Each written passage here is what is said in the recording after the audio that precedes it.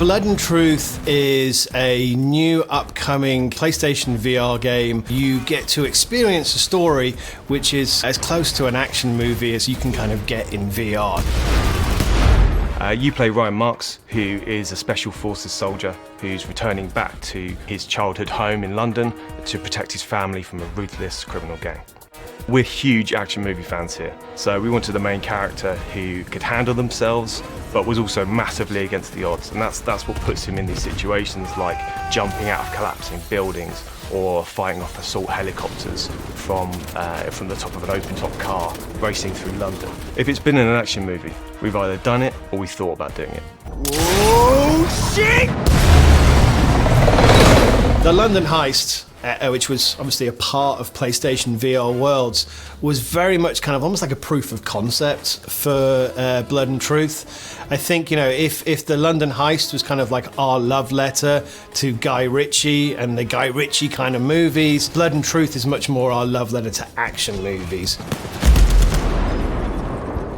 London is a fantastic setting for any game, but especially in VR, because we go from these kind of top-end hotels, casinos, businesses, but then we can also get right down into these kind of derelict tower blocks, the seedy back streets, the dark alleyways, and it really delivers the grit and glamour that we wanted in the game.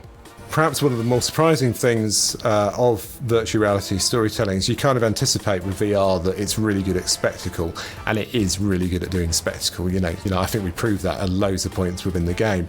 But what's perhaps more surprising for me as a writer, was that actually VR is really good at doing intimate stuff as well. When you are kind of like crouched behind some cover, taking pot shots, reloading, physicality you have there is something that just no other video game gives you, and because of that it just immerses you in a way that makes you feel like an action hero in a way like nothing ever has before. I think that's what I love about it the most, is you're not just watching it on the screen, you're actually there in the centre of the action, everything's going on around you, and that's what's so powerful about VR.